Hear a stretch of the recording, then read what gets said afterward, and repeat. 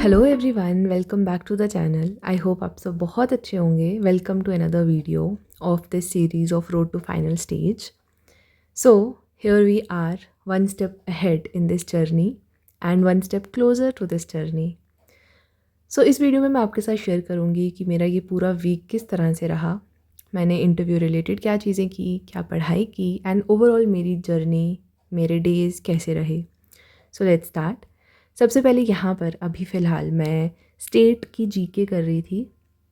मेरे पास पीडीएफ थी ऑनलाइन, उस पर मैंने चीज़ें हाईलाइट भी कर रखी थी, लेकिन फिर भी मेरे को ऐसे लग रहा था कि मेरे को थोड़े पॉइंट्स नोट करने हैं एंड हैंड रिटन नोट्स बनाने हैं, क्योंकि मैं जितना भी ऑनलाइन पीडीएफ से पढ़ लूँ, जब तक मैं कुछ पेपर से पढ़ती हूँ ना, मेरे को बहुत ज़्यादा रिटेन रहती हैं चीज़ें और मैं मल्टीपल टाइम्स उनको बहुत अच्छे से रिवाइज़ कर पाती हूँ।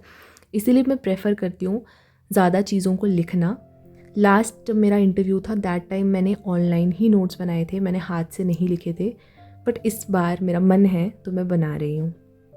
कुछ ऐसी भी चीज़ें हैं जो मैंने उनको डिजिटली ही रखा है, बट फिर भी कुछ चीज़ें जिसको बार बार रिवाइज़ करना है, रिटेन करना है, उनकी मैं कोशिश कर रही हूँ कि मैं उनको नोट्स पे लिखूँ। एंड इस वीक में एक दिन मैंने साड़ी रिलेटेड काम भी कर लिया। तो एक दिन हमें काम से बाहर जाना था, पहले हमें मंदिर जाना था, बाकी काम थे, तो उसके साथ साथ ही सोचा कि क्यों ना आज भी साड़ी भी दे दे मार्केट में उसके रिलेटेड चीज़ें बनने को। मैंने अपनी साड़ी ऑनलाइन ही मंगवाई थी। अब जब वो बनकर आएगी फिर मैं देखूँगी कि क्या वो सही है, सब सूट कर रहा है या नहीं, and then we will finalise. यहाँ पर मैं मम्मा पापा का गाड़ी में वेट करते हुए हम यहाँ से अभी मंदिर होकर आ गए थे। उसके बाद आते आते ना यहाँ पे एक जगह है जहाँ की चाय पकोड़े बहुत फेमस है। वो ऐसे स्पॉट पे आता है कि जितने भी लोग वहाँ से निकलते हैं वो वहाँ पे ज़रूर रुकते हैं खाने के लिए। तो मम्मा कह रही थी कि मैं भी आज आई हूँ तो खा लेते हैं, क्योंकि मैं यूजुअली बहुत कम जाती हूँ बाहर कहीं भी, तो मतलब उनके साथ मैं कभी होती नहीं हूँ बाहर जाने में, कहीं कुछ होता है तो मैं तो जाती नहीं हूँ। तो आज इतने टाइम बाद हम इस जगह पे आए थे तो हमने सोचा कि आज खा लेते हैं। तो हमने सबसे पहले पनीर के पकोड़े लिए थे एंड साथ में यहाँ पे इतनी ज़्यादा चहक थी ना चिड़ियों की, पक्षियों की, तो बहुत अच्छा सुकून फील हो रहा था। और इतने टेस्टी थे पकोड़े भी। तो हमने पनीर पकोड़े, फिर वेजिटेबल पकोड़े, साथ में ब्रेड पकोड़ा, साथ में चाय, बहुत कुछ लिया था। वो सब खाने के बाद फिर हम सीधा चले गए मार्केट। तो ये मेरी साड़ी है ब्लू कलर की, नेवी ब्लू कलर की। ये मैंने अमेज़ॉन से ऑर्डर की थी एंड मेरे को बहुत कम प्राइस में मिली है ये, मतलब 500 कुछ की थी। तो ऐसे लग रहा था कि यार सस्ती है, पता नहीं कैसा कपड़ा होगा, लेकिन अच्छी आई है। अभी तो इसको स्टिचिंग करवाने को देंगे और फिर देखते हैं कि कैसी आती है बन के। तो इसका ब्लाउज़ का कपड़ा ले रहे थे हम, तो पहले वो लिया, फिर इसको स्टिचिंग करने के लिए दिया, साथ में पेटीकोट वगैरह भी ले रहे थे। मेरे पास पहले भी साड़ी थी, लास्ट टाइम मैंने इंटरव्यू में वाइट कलर की साड़ी पहनी थी जिसका ब्लैक बॉर्डर था और ब्लैक ब्लाउज़ था, लेकिन इस बार कुछ और पहनने का मन था। और इस बार ना कुछ टाइम से मैं बहुत ज़्यादा ब्लू से ऑब्सेस्ड हूँ। मेरे को हर एक चीज़ नेवी ब्लू में इतनी अच्छी लग रही है। मैंने पहले भी एक सूट लिया था नेवी ब्लू में लिया, इस पर साड़ी पहनने का भी नेवी ब्लू में मन था, ये कुर्ता भी ब्लू, मतलब ब्लू ब्लू ब्लू से ऑब्सेशन हो गई है, पता नहीं क्यों अलग सी। तो इस पर मैंने सोचा था कि मेरा इंटरव्यू होगा तो मैं ब्लू कलर की साड़ी लूँगी। मेरे को मिल ही नहीं रही थी अच्छी सी, तो ये मिली एक, तो मैंने ले ली। तो अब देखते हैं कैसी बन के आती है। 25 फेब तक मिलेगी, तो तब फिर बताऊंगी आपको कैसी है। उसके बाद फिर आते आते बहुत प्यास लगी थी, तो फिर हमने गन्ने का जूस पिया। और घर वालों ने तो छोटा गिलास लिया था, मैंने कहा नहीं मुझे बड़ा लेना है, मैंने सबसे बड़ा गिलास लिया, वो पिया। और उसके बाद फिर हम सीधा घर आ गए थे। ये वीक जो था मेरा, ये काफ़ी ज़्यादा मिक्स्ड वीक रहा। इसमें काफ़ी चीज़ें हुई, इमोशंस भी काफ़ी ऊपर नीचे थे। सबसे पहले पढ़ाई की बात करूँ तो पढ़ाई के लिए अच्छा रहा, नो डाउट, मैंने कंसिस्टेंटली पढ़ा। उसके बाद वर्कआउट की बात करूँ तो मैंने वर्कआउट नहीं किया, जो कि मैं रोज़ सोचती हूँ कि मुझे स्टार्ट करना है, बट पता नहीं क्यों मुझसे स्टार्ट हो ही नहीं पा रहा। दिसंबर में ब्रेक लगी थी, दिसंबर से पहले तक मैं बहुत अच्छे से कर रही थी। दिसंबर में जब ब्रेक लगी उसके बाद से बीच में स्टार्ट कर रही हूँ, 2-3 दिन होता है फिर रुक जाता है, तो अभी ऐसे ही चल रहा है। तो अभी मैं रोज़ सोचती हूँ कि नहीं कल से मुझे स्टार्ट करना है। अब देखो कब से हो पाता है, होप सो अब नेक्स्ट वीडियो में आपको सुनने को मिले कि वर्कआउट स्टार्ट हो चुका है। उसके अलावा खाने की बात करूँ तो बाहर खाया, घर पर भी मैंने खाया, मतलब कुछ ना कुछ मेरे को मन कर रहा है, क्रेविंग्स हो रही है खाने की, तो मैं खा भी ले रही हूँ। मेरे साथ क्या होता है ना, मेरा वर्कआउट और मेरी डाइट बहुत ज़्यादा लिंक्ड चलती है। अगर मैं वर्कआउट कर रही हूँ ना तो मैं बहुत कॉन्शियस रहती हूँ कि नहीं अब मैं वर्कआउट करूँ तो अब मैं डाइट भी करूँगी। डाइट इन द सेंस कि मुझे हेल्दी खाना है, प्रोटीन रिच खाना है, बाहर का नहीं खाना है, ये डाइट हो गई। लेकिन जब मेरा वर्कआउट नहीं चल रहा होता ना तो मैं फिर खाने पे भी नहीं सोचती, फिर मैं खा भी लेती हूँ, कुछ जंक भी खा लेती हूँ, ये कर लेती हूँ। तो वही मेरा दोनों बहुत लिंक चलता है, तो इसको ठीक करना है। उसके बाद अगर मैं इमोशंस की बात करूँ तो कुछ दिन बहुत अच्छे गए, बट 1-2 दिन ऐसे थे जो कि बहुत इमोशनली हैवी थे। तो इसीलिए मतलब बहुत रोलर कोस्टर वाला वीक रहा है ये।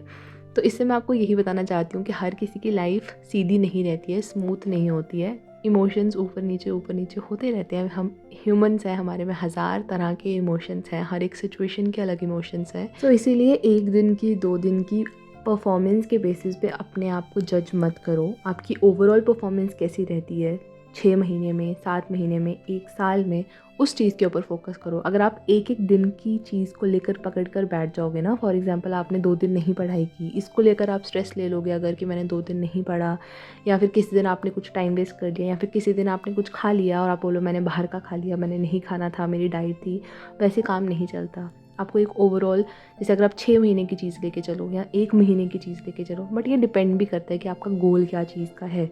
कभी कभी एग्ज़ाम 1 हफ्ते में है तो फिर आपको थोड़े दिन का टारगेट लेकर चलना पड़ेगा।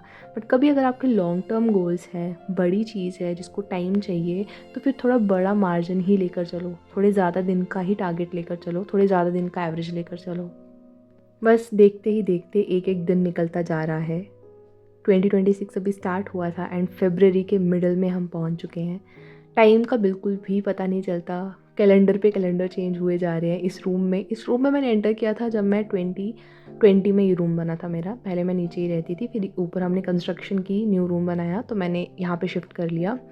2020 से 2026 में आ गई हूँ मैं इसी रूम के अंदर, एंड 2020 से मैं इसी रूम में हूँ बिकॉज उस टाइम कोविड था, उसके बाद कॉलेज ख़त्म हो गया, उसके बाद से प्रिपरेशन चल रही है।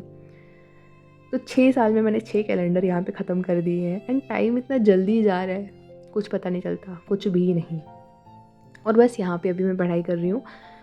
तो यार ऐसे ही दिन जा रहे हैं। पढ़ाई में यूजुअली करंट अफेयर्स, अपनी स्टेट जीके, यही सब चल रहा है। अभी मुझे एंथ्रोपोलॉजी स्टार्ट करना है, रिवाइज़ करना, जो कि मैंने इस वीक में स्टार्ट कर दिया। मैं इसको बहुत टाइम से प्रोक्रेस्टिनेट कर रही थी। ऑप्शनल का ना सोच के ऐसे लगता है कि यार ऑप्शनल ऐसे मतलब बहुत बड़ी चीज़ लगती है सोच के, क्योंकि सिलेबस ही इतना ज़्यादा होता है। लेकिन फिर भी रिवाइज़ तो करना ही है ना, छोड़ के तो कुछ नहीं जा सकते। मेंस का अलग लगता है ना, बट इंटरव्यू में क्या है कि आपको हर चीज़ पढ़नी है और हर चीज़ इतनी वास्ट भी है, क्या पता क्या पूछ लें, तो आप ऐसे थोड़ा वो वैसे हो जाता है। पर ठीक है, इस वीक मैंने फाइनली स्टार्ट कर दिया एंथ्रो।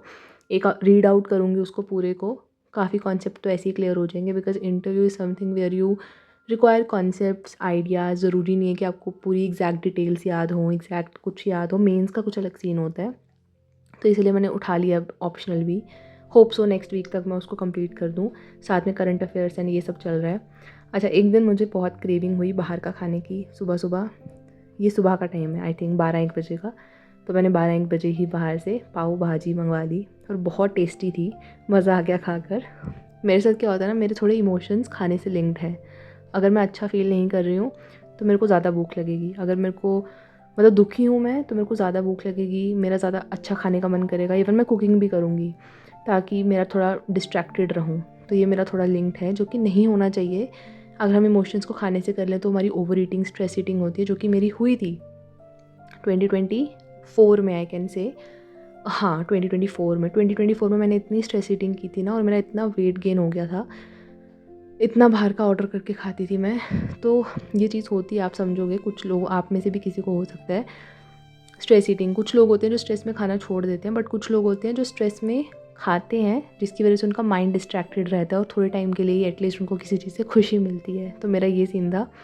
तो अभी तो मेरा ऐसे है मेरी बॉडी को कि मैं थोड़ा सा खाना खाती हूँ, मेरी बॉडी को लग जाता है और वेट गेन हो जाता है। तो मतलब होता है यार, थोड़ा स्लो मेटाबॉलिज्म भी है, तो लोग समझ सकते हो। ये दुख दर्द ना अलग ही चल रहा है। मतलब पढ़ाई का दुख दर्द अलग है, करियर का अलग है, और वेट का अलग है। मतलब हर टाइम कॉन्स्टेंटली यही चल रहा होता है यार। अभी इस महीने मैंने डाइट नहीं की, मुझे डाइट करनी है, वेट कम होगा, वेट कब बढ़ेगा, ये कब होगा, वो कब होगा। मतलब इंसान करे तो करे क्या। कोई बात नहीं, कर लेंगे, आहिस्ता आहिस्ता आहिस्ता आहिस्ता। We will manage, we will do it. एक दिन में पहाड़ नहीं चढ़ सकता इंसान, रोज़ का छोटा छोटा स्टेप लेना पड़ेगा। और अभी यहाँ पे मैं पढ़ाई कर रही थी, थोड़े नोट्स बना रही थी, एंड मेरे को इतनी हेडेक हो रही थी, तो फिर मैंने विक्स लगाई। अभी मैंने ना एक विक्स लेकर ही अपने साइड पे रख ली है। तो आजकल थोड़ी हेडेक बहुत हो रही है, तो फिर मैं ऐसे लगाकर ऊपर अपना ऐसे गर्म हेयर बैंड्स है, हेड बैंड कह सकते हो, वो लगा लेती हूँ। थोड़ा सा आराम मिल जाता है। बाकी यार यही है लाइफ एक स्टूडेंट की, एक एस्पिरेंट की। मतलब पढ़ाई करो, करियर देखो, अपनी हेल्थ पे थोड़ा काम करो। कभी हेल्थ ख़राब हो रही है, कभी सर दर्द हो रही है, स्ट्रेस हो रहा है, फिर पढ़ाई कर रहे हो, फिर आगे बढ़ रहे हो। कुछ दिन अच्छे जाएंगे, कुछ दिन बहुत मोटिवेटेड हो, फिर कुछ दिन लो जाएंगे। तो ये मिक्स मैच होकर ही चलता रहेगा और ऐसे ही टाइम निकल जाएगा। बस कोशिश करो खुश रहने की, कोशिश करो जितना ज़्यादा, अगर आप अपने पाथ से डिविएट होते हो, जैसे अगर दुखी हो रहे हो, तो अपने आप को वापस ट्रैक पे लाओ।